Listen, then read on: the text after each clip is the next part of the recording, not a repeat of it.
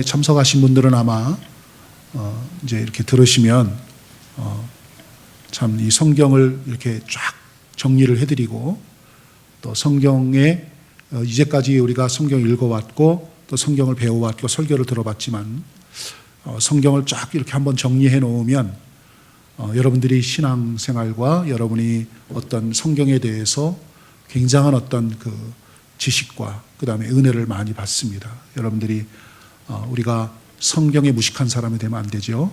우리가 성경에 능통한 사람이 되어야 됩니다. 성경을 잘 알아야 됩니다.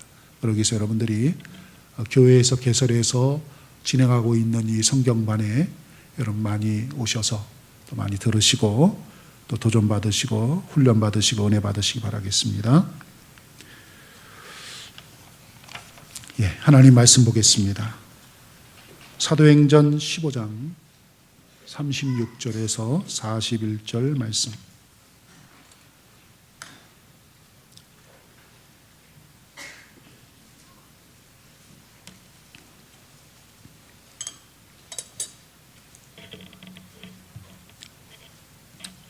사도행전 15장 36절에서 41절 말씀입니다. 며칠 후에 바울이 바나바더러 말하되 우리가 주의 말씀을 전한 각 성으로 다시 가서 형제들이 어떠한가 방문하자 하고 바나바는 마가라 하는 요한도 데리고 가고자 하나 바울은 밤빌리아에서 자기들을 떠나 함께 일하러 가지 아니한 자를 데리고 가는 것이 옳지 않다 하여 서로 심히 다투어 피차 갈라서니 바나바는 마가를 데리고 배 타고 구브로로 가고 바울은 신라를 택한 후에 형제들에게 주의 은혜의 부탁함을 받고 떠나 수리아와 길리기아로 다니며 교회들을 견고하게 하니라. 아멘.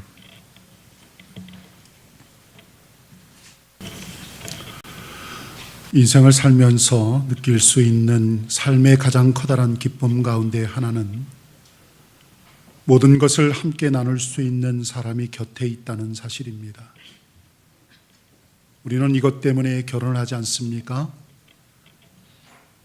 반면에 인간관계로 말미암은 많은 단절의 아픔을 경험하기도 합니다. 때로는 오해 때문에, 때로는 질시 때문에, 때로는 투기 때문에 이런 아픔을 경험하게 됩니다. 여러분, 인간이 죽음을 두려워하는 이유는 무엇입니까? 죽음 그 자체보다도 자신이 사랑하는 사람들과 단절되어야 하는 공포 때문에 우리는 죽음을 두려워하는 것입니다. 오늘 이 사도행전 15장 36절에서 41절의 내용에 보면 바울과 바나바가 하나의 팀워크를 이루어서 함께 사역을 하다가 특별히 돌연히 그들이 깨어져가는 그 관계가 깨어지는 사건이 기록이 되어 있습니다. 우리는 이 존경스러운 하나님의 사람들이 성경의 표현대로 심히 다투었다 그랬습니다. 그냥 다툰 정도가 아니라 아주 격렬하게 심히 다투다가 찢어지는 모습을 보면서 우리는 그들도 우리와 똑같은 연약한 사람이구나 하는 것을 알게 되고 또 하나는 성경의 솔직성에 우리는 놀라지 않을 수 없습니다. 성경은 인간의 이 죄성과 연약성을 숨기거나 은폐하거나 미화시키지 아니하고 인간의 연약함을 그대로 폭로하는 것을 우리는 자주 경험하게 되는데 우리가 사모하는, 우리가 존경하고 내 마음에 합한 자라고 말한 이 다윗이 얼마나 치졸하게 자신의 부하의 아내를, 그 유부녀를 그가 빼앗고 얼마나 치졸한 방법으로 그 부하를 전쟁터에 내보내서 최적전지에서 죽게 만드는 그러한 청부살인을 하는 그러한 편지를 보내고 그러면서 자신의 죄를 은폐시키기 위해서 전쟁에서 싸우고 있는 부하를 불러들여서 이제 임신이 자기의 주체가 아니라 임신을 은폐하기 위해서 그런 치졸한 짓을 저질렀던 이 다윗의 치졸함이 좀 숨겨졌으면 좋겠는데 성경은 그걸 좀 가려줬으면 좋겠는데 그 사실을 성경에 기록하게 함으로써 다윗의 일생 일대에 아주 오점의 그러한 기억하고 싶지 않은 그 오점의 사건을 적나라하게 적어 놓음으로써 우리로 하여금 다윗도 하나님의 마음에 합한 자인 그도 연약한 인간이었음을 우리에게 보여주고 있지 않습니까? 우리는 이 성경의 솔직성에 놀랄 때가 너무나 많습니다. 오늘 이 사건도 사실 바나바와 바울이 서로 심하게 다투어서 깨어지는 장면이 나오는데, 여러분, 바울과 바나바가 누굽니까? 바나바는 누굽니까? 바울을 사역자로 교회 앞에 소개시키고 그리고 보증을 서서 사울을 세워줬던, 바울을 세웠던 그러한 스승과도 같은, 멘토와도 같은 그런 사람이 아닙니까? 그런데 바울이 바나바와 심하게 싸우면서 다투면서 서로 갈라서고 사역의 현장이 이제 나누어지는 그런 아픔을 겪게 되는 것입니다. 이 사건이 적나라하게 기록이 되어 있습니다. 성경에 보면은 이 사도행전을 우리가 쭉 강해 설교를 들으면서 지난주에도 우리가 어떤 사건이 있었습니까? 교회 앞에, 예루살렘 교회 앞에 검증되어지는 과정 속에 그러한 사건을 우리가 다루면서 당시에 교회가 탄생되고 교회 안에 일어났던 이런 여러 가지 분열과 그리고 사역을 하는 현장 속에서 일어났던 이러한 안 좋은 사건들이 계속해서 기록됨으로써 적나라하게 숨기거나 은폐하지 아니하고 적나라하게 드러남으로써 우리 인간 사회가 얼마나 갈등이 많고 우리가 사역을 하고 하나님의 일을 함에 있어서도 교회 안에서도 거룩해야 할 교회 안에서, 거룩해야 할 성도 안에서 서로 교제가 깨어지고 그리고 서로 이렇게 분열이 일어나고 교단이 나누어지고 교회가 분열되어지는 그런 일들이 우리 인간 사회는 일어난다는 것을 성경은 우리에게 말씀해 주고 있지 않습니까? 그렇다면 여러분들, 이 위대한 두 사도가 서로 싸우고 갈라서게 된 이 이유는 뭔가? 우리 대부분의 경우처럼 아주 시시한 사건으로 이것은 시작이 되고 있습니다. 오늘 본문에 제2차 전도 여행 때 마가 요한을 데리고 갈 것인가 말 것인가, 이거 가지고 싸우게 되는데, 그 발단은 거슬러 올라가 보면 사도행전 13장 13절에 그 발단이 나옵니다. 이것은 바울과 및 동행하는 사람들이 바보에서 배 타고 밤빌리아에 있는 버가에 이르렀는데 요한은 그들에게서 떠나 예루살렘으로 돌아갔다 그랬습니다. 자, 여기에 말하는 이 요한은 누굽니까? 마가 요한, 오늘 성경에 나오는, 오늘 본문에 나오는 마가 요한인 것입니다.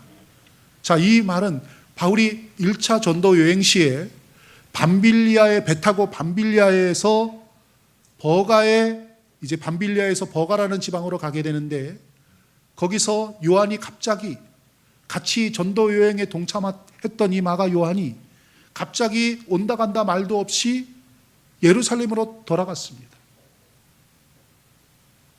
그 전도 여행의 그 멤버에서 갑자기 빠져나가서 온다 간다 말도 없이 예루살렘으로 가버린 겁니다.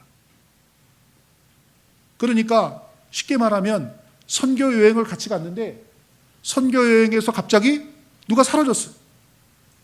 보니까는 그냥 비행기 타고 와버린 거예요. 그거와 똑같은 격입니다. 얼마나 황당합니까? 사역의 현장에서 그냥 이유도 밝히지 않고 떠나간 거예요.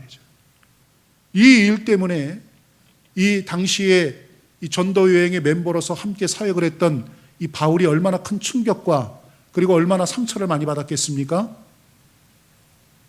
여러분, 그래서 제2차 이제 전도 여행을 계획함에 있어서 이 마가 요한을 데리고 갈 것이냐 말 것이냐를 가지고 바울과 바나바가 지금 논쟁이 벌어진 겁니다. 왜냐하면 이 사람이 누구라고요? 1차 전도 여행 시에 실수를 했잖아요. 그러니까 이 사람을 이 사역에 쓸 것인가 말 것인가, 2차 전도 여행에 데리고 갈 것인가 말 것인가를 가지고 논쟁을 했는데, 바울은 어떤 사람입니까? 바울의 특징이 뭡니까? 바울은 철저하게 과제 중심의 사람입니다. 목표가 딱 정해지면 그 목표를 향해서 융통성이 없어요. 그냥 칼 같은 사람이에요. 그러니까 바울은 이 마가 요한에 대해서 이제 함께 사역을 했던 경험이 있었는데 어떤 좋지 않은 경험이 바울에게 있지요? 온다 간다 말 없이 사역의 현장을 떠나가 버린 이런 책임감 없고 복음에 대해서도 어떤 그런 책임감이 없는 이 사역자를 내가 어떻게 쓸 것인가, 같이 어떻게 동역을 할 것인가, 저 사람은 절대로 함께 일할 수 없는 사람이다, 함께 갈 수 없다라고 반대한 것이고요. 바나바는 철저하게, 바나바는 착한 사람이요, 그렇죠? 바나바는 성품이 착하고 사람 중심의 사람이잖아요. 사람 중심의 사람, 우리가 관계 중심의 사람 혹은 일 중심의 사람이 있는데 바울은 일 중심의 사람이고 이 바나바는 사람 중심의 사람이란 말이죠. 그러니까 바나바는 아니다, 사람이 살다 보면 실수할 수도 있고 사람이 사역하다 보면 그러한 실패도 하고 또는 실수도 하는 거지 완전한 사람이 어딨냐. 저도 많이 반성하고 있으니 마가 요한을 우리가 꼭 필요한 인물이고 우리가 전도 여행을 할 때에 마가 요한이 가지고 있는 그 열정과 마가 요한이 가지고 있는 그러한 열성이 있으니 저 사람을 우리가 복음 사역에 함께 동참시켜야 되지 않는가, 지금 많이 반성하고 있다. 그러면서 저 사람을 우리 전도 여행에 동참시키자 하고 이 바나바, 사람 중심의 사람인 이 바나바는 그렇게 자기 의견을 얘기했을 때 바울은 어떻게 반응한 겁니까? 절대로 그럴 수 없다. 그 사람 절대로 같이 일할 수 없다. 그러면서 서로 이 의견 때문에 대립이 된 겁니다. 성경에 뭐라고 표현했느냐? 피차 심히 다투어 갈라섰다 그랬습니다. 얼마나 싸웠는지 심하게 싸웠습니다. 격렬하게 싸웠습니다. 이 문제 때문에. 자, 어떤 자가 옳습니까? 여러분 생각하기에 누가 더 옳습니까? 우리는 두 사람 다 옳을 수도 있고 두 사람 다 틀릴 수도 있습니다. 우리 중에는 바울 쪽이 옳다고 할 사람도 있고 바나바 쪽이 옳다고 생각하는 사람도 있을 것입니다. 이것은 근본적으로 두 사람의 성격 차이라고 말할 수 있습니다. 그리고 하나님의 일에 대한 철학의 차이라고 말할 수도 있습니다. 두 사도 사이에 분열이 있었지만 그것을 어떻게 수습할 수 있었는가?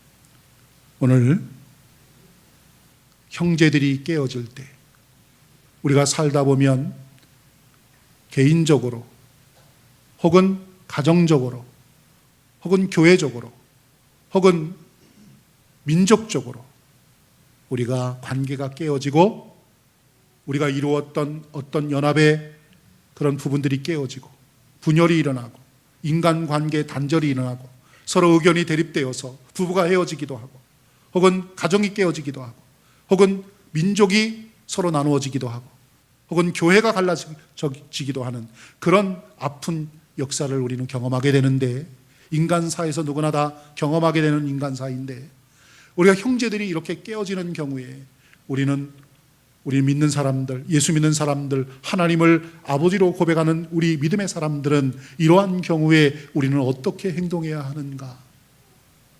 우리는 이 어려운 난제와 이 문제, 인간 세계에 일어나서는 안 될 그러한 일들이 일어나는데 분명하게 일어나고 있는 이 분열의 이 아픔 속에 우리는 어떻게 하는 것이 이 분열을 최소화시키고 우리가 이 인간사의 이 분열을 잘 화합하면서 우리가 지혜롭게 살아갈 수 있는가?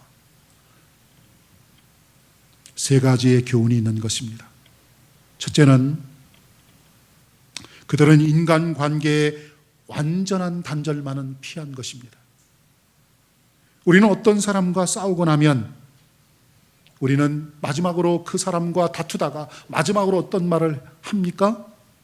내가 당신과는 앞으로 절대로 말하지 않을 거야. 내가 당신하고 다시 말하면 내 사람이 아니야. 이러면서 아주 최종적으로 마지막 말을 뱉고 나서 사람의 단절을 가져오잖아요. 그러나 바울과 바나바는 두 사람이 싸우고 심히 다투고 갈라진 것은 사실입니다. 그러나 그 이후, 이 사건 이후 바울과 바나바는 그러면 심히 다투고 갈라선 다음에 그 이후에 한 번도 다시 만나거나 다시 사역을 하거나 함께 화해한 일이 없나요? 그렇지 않습니다. 성경에 보면 그 이후에 바울과 바나바는 여전히, 바울은 바나바를 여전히 나의 동력자라고 부르고 있습니다. 그들은 도저히 타협할 수 없는 이견 차이가 있는 채로 하나의 팀으로 사역하기보다는 차라리 헤어져서 사역하는 것이 차선의 최선이라고 생각을 한 것입니다. 여기에 우리가 배워야 할 중요한 교훈이 있는데, 우리는 너무 흑백 논리에 익숙해 있습니다. 그냥 흑 아니면 백입니다. 우리는 흑백 논리에 익숙해 있지만 나와 의견이 같지 않으면 무조건 적이라고 생각합니다. 나와 생각이 같지 않으면 무조건 적이야, 적. 흑 아니면 백이야. 인간사를 어떻게 흑백 논리로 다 나눌 수 있습니까? 인간의 생각을 어떻게 다 흑백으로 다 나눌 수 있습니까? 인간의 관계를 어떻게 다 흑백으로 나눌 수 있습니까? 안방에서 들으면 어머니 말이 옳지요? 부엌 가서 들으면 며느리 말이 옳은 것입니다.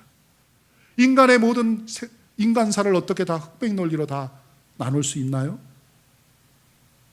여러분, 내 의견에 동의하지 않고 나를 비판하는 사람을 나의 적으로 생각하기가 쉬운데, 이 바울과 바나바의 의견이 대립된 것은 진실입니다. 그러나 여전히 서로를 하나님 나라를 위해서 존재해야 하는 신령한 친구요 동지로 인식했다는 것이죠. 그러므로 그들은 인간관계의 완전한 단절만은 피한 것입니다. 그들은 그 지혜롭게, 지금은 이 의견 차 때문에, 이 생각의 차이 때문에 그들이 함께 동역하진 않았지만 잠깐 헤어져서 사역지를 좀 다른 방향으로 갔지만, 그러나 그들이 그 단절이, 그들의 헤어짐이 영원한 헤어짐이 아니라, 영원한 단절이 아니라 잠깐 식히고 그들의 사역의 현장을 조금 달리함으로써 그들이 가지고 있는 각자의 특징이 있잖아요. 사역의 어떤 그 사역의 스타일이 좀 다르잖아요. 사람 중심의 사람, 일 중심의 사람. 누가 더 옳은 것인가, 누가 그런 것인가의 문제가 아니죠. 사람의 스타일의 문제잖아요. 그 사람의 스타일이 조금 달라서 서로 부딪힌 것인데, 그것 때문에 완전히 갈라선 것이 아니라 이제는 사역의 현장에서 자기에게 허락된 그 사역의 스타일대로 사역을 하다가, 그리고 나중에 다시 만났을 때는 나의 동역자님, 나의 어떤 그런 멘토로서 서로 존경하면서 후반기에 가면은 다시 만나서 그들이 사역의 풍성함을 나누었던 것을 우리는 알게 됩니다. 여러분, 우리는 인간관계의 단절이 올 때에 우리는 완전한 단절만은 피하는 것이, 그것이 우리의 관계를 더 건강한 관계로 만드는 첫 번째의 조건이 되는 것입니다. 두 번째는 어땠습니까? 그들은 공동의 목표를 희생하지 않았습니다. 본문의 39절 이하에 보면 한번 같이 본문의 말씀을 읽어보도록 합니다. 39절, 40절, 서로 심히, 같이 읽습니다. 서로 심히 다투어 피차 갈라서니 바나바는 마가를 데리고 배 타고 구브로로 가고, 바울은 실라를 택한 후에 형제들에게 주의 은혜의 부탁함을 받고 떠나 수리아와 길리기아로 다니며 교회들을 견고하게 하니라 그랬습니다. 자, 두 사람은 감정을 넘어서서 신앙적인 결단과 의지에 따라서 행동을 했습니다. 그들은 근본적으로 교회는 절대로 복음을 잃어서는 안 된다, 그 어떤 어려움을 당하더라도 하나님의 교회는 계속 세워져야 한다, 이러한 공동의 목표를 희생하지 않았던 것입니다.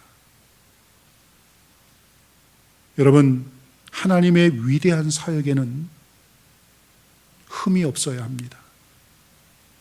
만약 그들이 같은 지역으로 갔다면 어떻게 됐을까요? 같은 지역으로 갔다면 여전히 서로 힐깃거리면서 입을 실룩실룩하면서 여전히 그들이 좋지 않은 감정 속에서 사역의 풍성함이 이루어지지 않았겠죠. 그런데 그들이 피차 다투고 각자 파트너십을 따르게 해서 다른 지역으로 갔습니다. 전혀 다른 지역으로. 서로 상관할 수 없는 지역으로. 그래서 두 곳에서 어떤 일이 벌어졌습니까? 서로 자기가 좋아하는 스타일의 사람을 데리고 갔으니 거기에서 놀라운 복음의 역사들이 양쪽에서 다 일어나게 된 거죠. 만약에 같은 지역으로 그들이 야 우리가 싸웠지만은 그래도 우리가 이 지역으로 가려고 했으니까 그 지역으로 같이 가자. 그렇게 해서 그들이 같은 지역으로 갔다면 여전히 그 속에서 바르게 행복한 사역이 이루어지지 않았겠죠. 관계의 어려움 속에서 사역이 풍성해지지 않았겠죠. 근데 그들이 다른 장소로 감으로써 지혜롭게 다른 장소를 택하고 다른 장소로 파트너를 따르게 해서 다른 장소로 감으로써 그들은 공동의 목표, 복음이 전해져야 하고 하나님의 복음이 어떤 일이 있어도 하나님의 복음은 계속되어야 한다. 선교 여행은 계속되어야 한다. 선교는 계속되어야 한다는 이 공동의 목표를 그들이 희생하지 않았다는 것입니다. 우리가 자칫 우리가 감정적으로 어떤 일을 대하고 감정에 치우치다 보면 우리가 부부간에도 마찬가지입니다. 부부싸움을 하지요. 부부싸움을 격하게 합니다. 여러분 그러다가도 부부간에도 우리가 마지막으로 결코 뱉지 말아야 할 말이 있습니다. 결코 하지 말아야 할 말이 있어요. 아무리 화가 나고 사람이 아무리 감정이 격해지더라도 그것을 컨트롤할 수 있는 힘이 있기 때문에 인간인 거예요.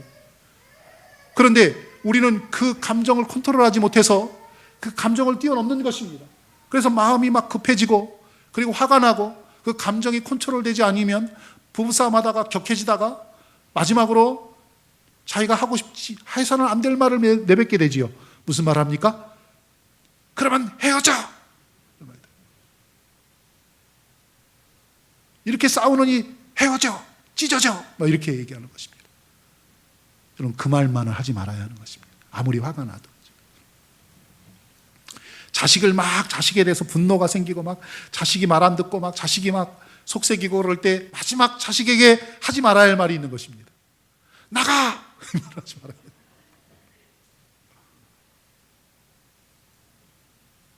옛날 분들은 심하게 하죠. 나가 되죠! 이러죠. 마지막으로 하지 말아야 할 말이 있어요. 여러분 우리가 공동의 목표, 하나님이 왜 가정을 세우셨는가? 우리가 왜 결혼을 했는가? 하나님이 우리 덕객교회에 왜 불러주셨는가? 공동의 목표가 있잖아요. 저와 여러분들이 왜 만났는가? 공동의 목표가 있잖아요. 왜 하나님께서 남편으로 아내로 만나게 하셨는가? 공동의 목표가 있잖아요. 그 공동의 목표를 희생하면서까지 우리가 싸워서는 안 된다는 것입니다. 인간이기 때문에 싸울 수 있지요. 의견이 다를 수 있지요. 부부간에도 의견이 다를 수 있지요. 성도간에도 의견이 다를 수 있지요. 그러나 우리가 공동의 목표, 하나님이 왜 교회를 세우셨는가? 하나님이 우리를 내 부부로 묶어주셨는가? 하나님이 왜 나를 부모와 자식으로 만나게 했는가? 이 공동의 목표가 있다는 것입니다. 그것을 희생하면서까지 우리가 싸워서는 안 된다는 것입니다. 마지막 세 번째로 궁극적인 화해를 추구했습니다. 이 두 사람은 마침내 화해를 했습니다. 그렇게 보는 중요한 증거는 성경에 이 사람들이 만나서 우리가 전에 싸웠지만은 우리 화해합시다. 그런 사건은 없지만 우리가 두 사람이 화해했다라고 하는 증거를 삼을 수 있는 구절이 하나 있는데 그래서 디모데후서 4장 11절입니다. 디모데후서 4장 11절에 보면 네가 올 때에 마가를 데리고 오라. 그가 나의 일에 유익하니라 그랬습니다. 여기서 마가는 누구예요? 마가 요한입니다. 그러면 디모데후서는 언제 저술된 책입니까? 사도 바울의 서신서 중에 사도 바울이 쓴 성경 중에 제일 마지막에 쓴 편지가 뭐지요? 제일 마지막에 쓴 편지 디모데후서입니다.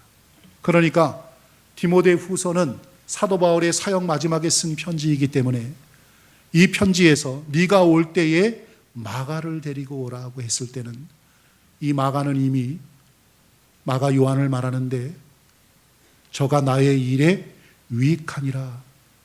그러면 마가를 사도 바울이 눈밖에 나서 그런 사람과는 절대로 일할 수 없다, 이런 사건이 벌어질 때는 선교여행, 2차 선교여행 때 벌어진 것이고, 이 마가를 내게 데리고 오라고 부탁받은 때는 바울의 마지막 사역의 마지막 막바지에 이르렀을 때의 사건이니까 마가를 결국에는 바울이 용납하고 받아들이고 그를 동력자로, 그를 사역자로, 내 일에 꼭 유익한 사역자로 그를 인정했다는 것을 우리는 알 수 있지요. 그렇다면 마가에 대해서 태도를 변화시킨 이 바울이 어떻게 그렇게 마가에 대해서 이런 태도가 변화됐는가, 바뀌었는가, 두 가지 이유가 있습니다. 하나는 마가 자신의 변화입니다. 실수가 많은 미성숙한 사역자였지만은 마침내 그는 성숙한 사람으로, 성숙한 사역자로 마가 요한은 변화받은 것입니다. 젊었을 때는 그가 미숙했습니다. 젊었을 때는 실수가 많았습니다. 감정적이었습니다.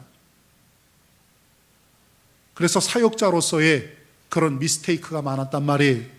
자기 마음대로 행동하고, 자기 마음대로 생각한 대로 행동하고, 생각해보지 않고, 깊은 생각을 해보지 않고, 사역자로서의 어떤 그런 갖춰야 할 그런 진중함과 신중함이 없었다는 거예요. 그러나 그 마가 요한이 훈련을 받고 하나님의 말씀과 은혜 앞에 자신의 인생을 드린 사람이니, 그가 이제 세월이 흘러가고 성숙한 사람으로, 그가 믿음의 사람으로 그가 훈련되고 연단되어져서 깎여져서 그의 연약한 부분과 부족한 인격적인 부분들이 다듬어져서 나중에는 바울이 생각할 때 나의 일에 유익한 사람으로 그가 변화받은 것입니다. 마가 자신의 변화입니다. 마가가 사람이 많이 바뀐 거예요. 진중한 사람으로 바뀌었습니다. 신중한 사람으로 바뀌었습니다. 진실된 사람으로 바뀐 것입니다. 복음이 그를 그렇게 변화시킨 것이고, 말씀이 그를 그렇게 변화시킨 거지요. 신앙생활을 오래 해도, 그렇게 예수를 오랫동안 믿어도 변화가 없다면, 성품의 변화가 없고 인격의 변화가 없고 신앙의 변화가 없다면, 여러분 그 사람은 어떻게 하겠습니까? 여전히 교회 안에서 트러블 메이커로 그렇게 오랜 세월이 흘렀지만은, 만약에 우리가 그런 사람이라면 다른 사람에게 비춰질 때, 하나님이 보실 때, 우리가 젊었을 때는 실수할 수 있습니다. 아직까지 우리가 다듬어지지 않았을 때는 우리가 미성숙할 수 있습니다.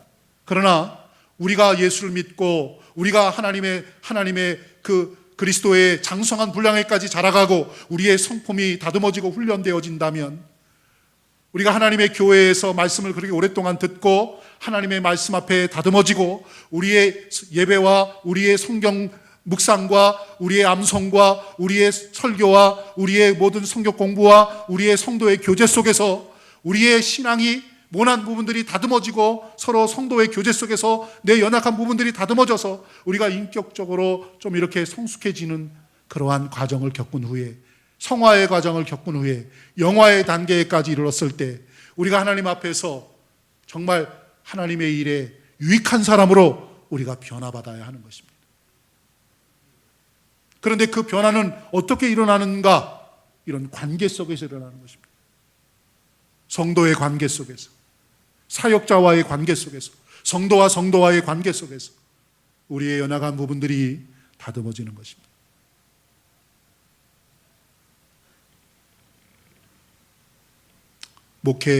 담임 목회 초년 때 참 그런 실수들, 성도들을 대할 때의 어떤 실수들, 목회할 때의 젊은 그런 혈기로 제가 38살에 담임 목사가 됐는데, 그 목회했을 때 성도들에게, 그 나이 때 제가 성도들에게 요구했던 그런 어떤 신앙의 어떤 그런 말씀들, 메시지들, 그런 것들을 지금 돌춰보면 낯이 뜨거워요.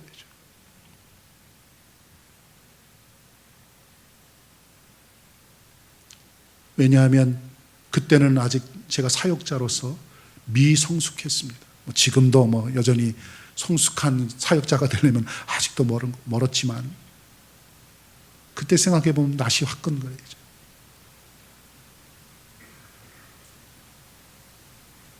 여러분도 마찬가지입니다. 우리는 모두가 다 실수가 많고 연약한 존재가 아니겠습니까?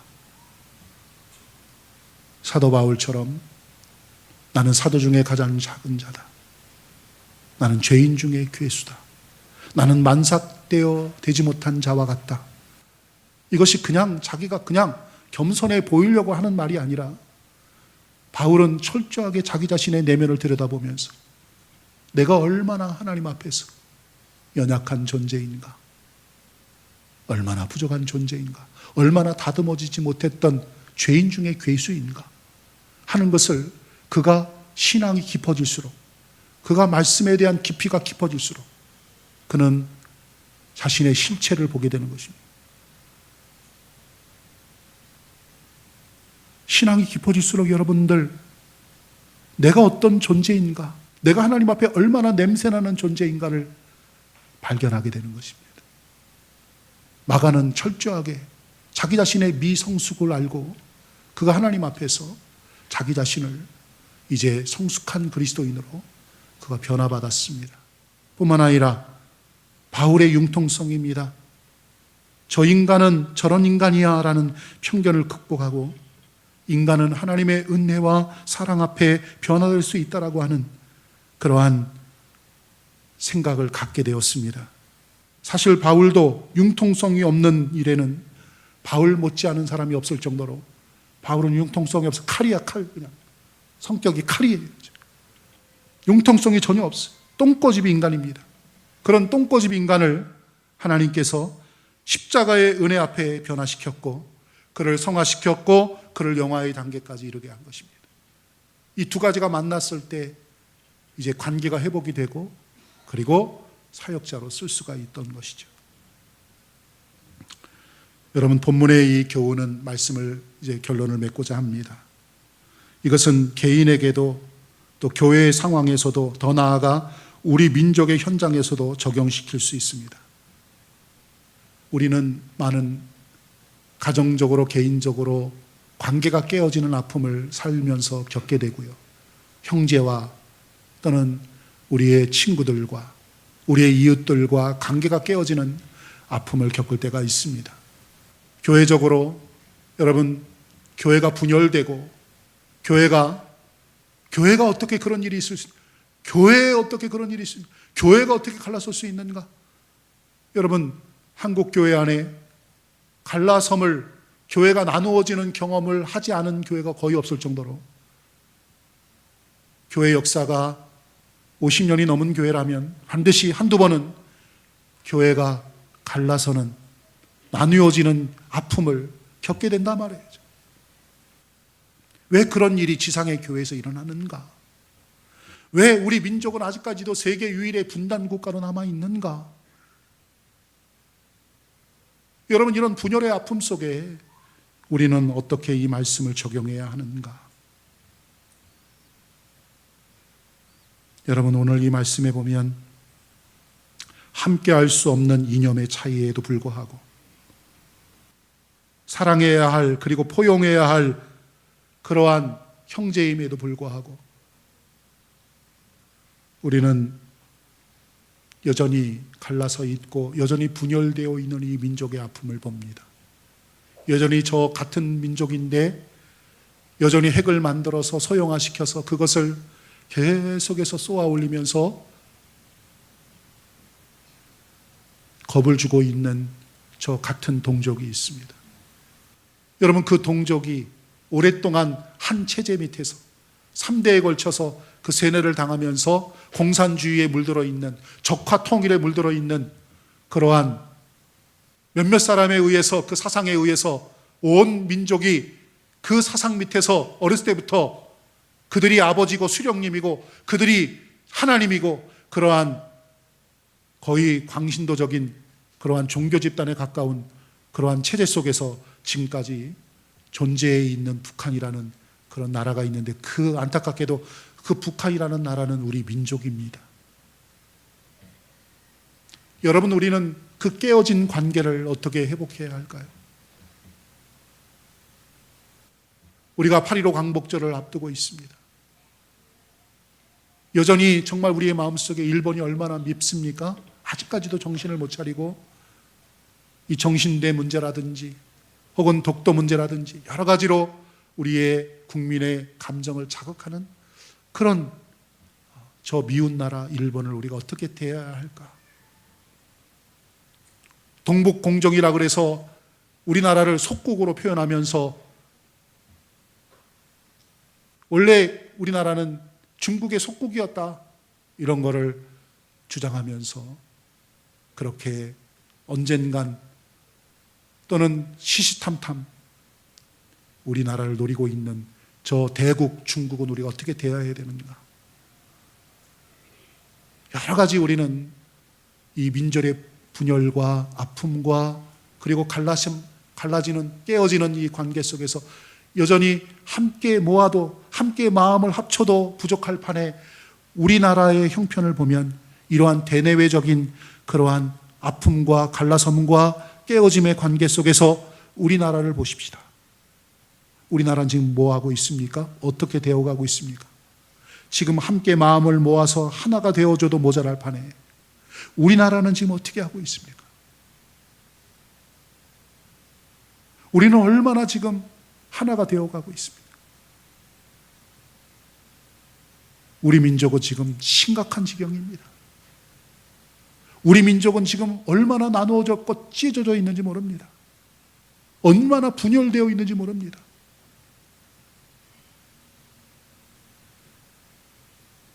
이 기적이 어떻게 이렇게 분열되어 있는 이 사회 속에서 이 나라가 유지될 수 있는가?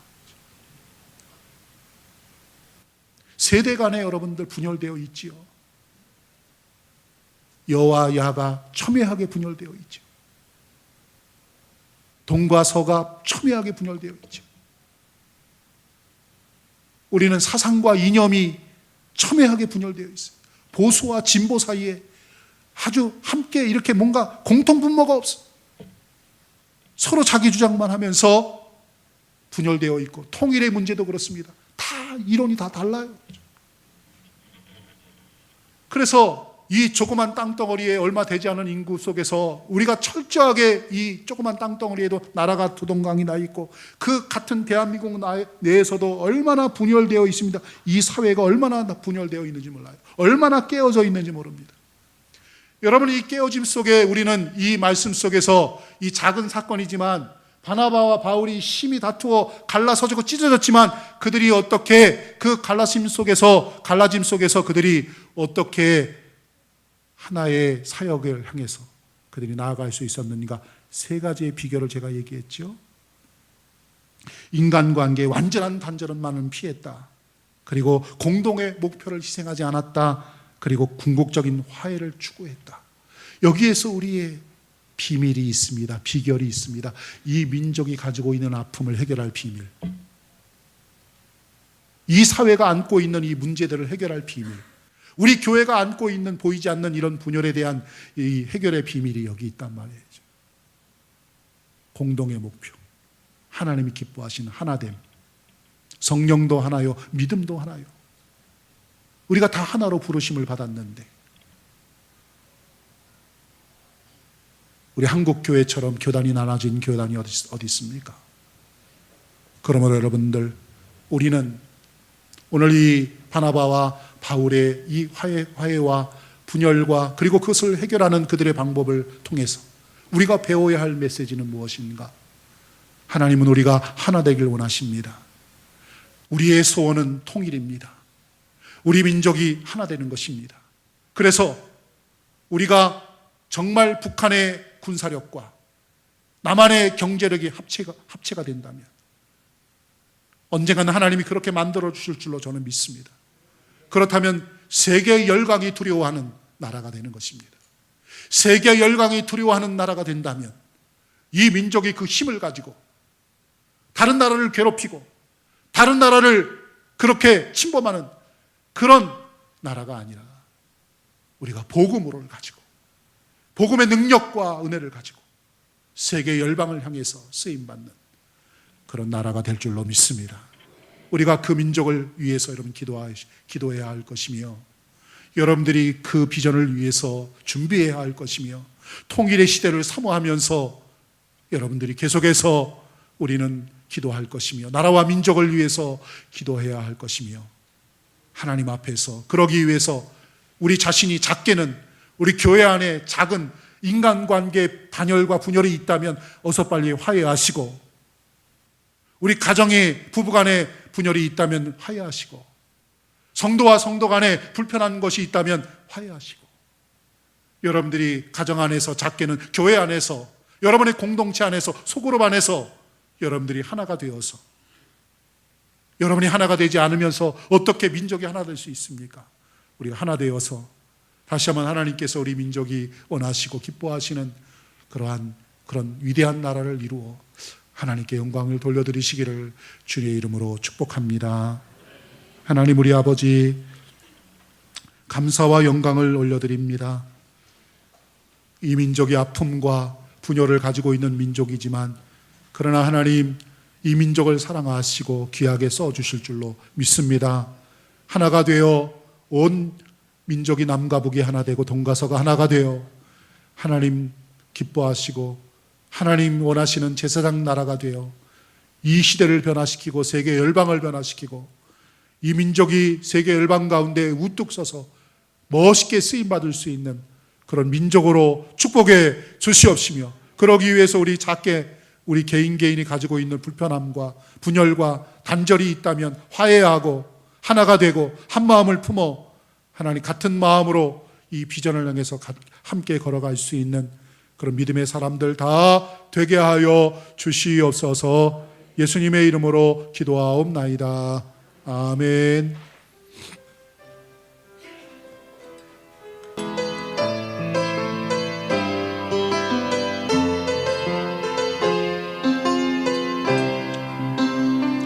아버지 당신의 마음이 있는 곳에 나의 마음이 있기를 원해. 아버지 당신의 눈물이 고인 곳에 나의 눈물이 고이길 원해. 아버지 당신이 바라보는 영혼 나의 마음이 향하길 원해요. 아버지 당신 울고 있는 어두운 밤에 나의 두 발이 향하길 원해요. 나의 마음이 아버지의 마음 알아. 내 모든 것 아버지의 뜻이 될 수 있게 나의 온몸이 아버지의 마음 알아. 내 모든 삶 당신의 삶 되기를. 내 모든 삶 내 모든 삶 당신의 삶 되기를.